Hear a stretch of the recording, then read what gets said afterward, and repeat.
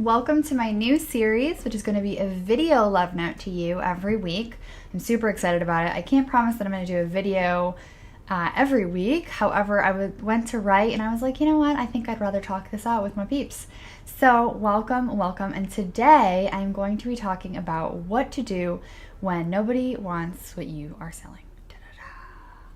So first of all, what to do if people are not buying what you are selling. One is just acknowledge it and, feel whatever feelings are coming up for you around that. I have totally been there. So a few years ago, I thought I had like the perfect digestive health program. I was so excited about it. I spent months making the content, marketing it, just everything. I put it all on the line basically.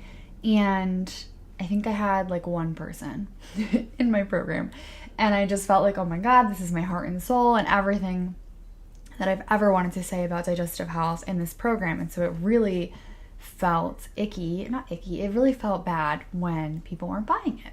So first of all, know that it's totally fine. Whatever you're feeling, acknowledge your feelings.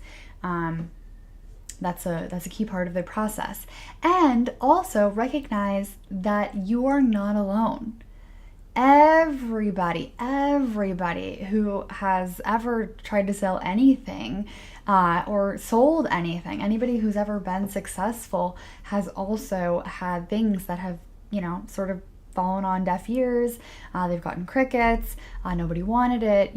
Every single person that I can think of, every role model, every mentor that I look up to, they all have stories like that. So feel the feelings, because you're allowed to feel the feelings even if other people have had this happen.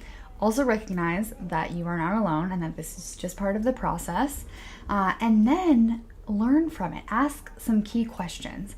So some questions that I asked myself after that whole thing happened and my failure to sell a program, I asked myself, okay, so why didn't I want people to buy this?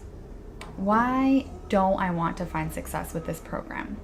And I'm not saying that that's necessarily why you're not, but it's a good question to ask yourself. So you might, get some golden nuggets there. The second question is, what was I most excited about for this offering? What was I most excited about? Because chances are there are pieces of your offering that you can take and pivot, Ross, and create a different offering that is going to be more appealing to your audience. And so they'll buy it, but you also are going to incorporate the things you were excited about. Now, side note, if you're not excited about any of those things, then that's also information that's a really big clue that you need to change that up. But for example, more recently, I had a one-on-one coaching experience that I was offering, and nobody was interested in it. I mean, there was some interest, but nobody, interested in the give you some money sort of interest, which is what we are doing as business owners.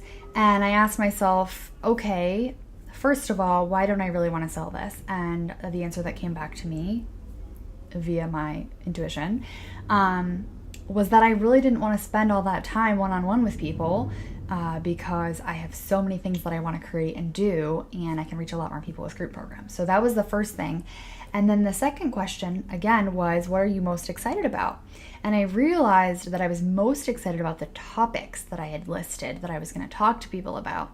So now I'm going to create a program, an e-course, whatever you want to call it, a program that incorporates all of those topics, but doesn't have that big one-on-one commitment. And therefore, I can actually make it way more cost-effective for me and for the people investing in it. So it will be great all around. So I'm really excited about that. So those are two questions you can ask yourself, and that's how you can pick up those pieces and pivot. And, there's always learning to do. It's going to happen, but you're allowed to feel the feelings. And I hope that helps. And please comment below and join over in the Facebook group, Soulfire Mastermind, and we'll start a discussion over there about this very topic. And love you guys and have a beautiful, beautiful week.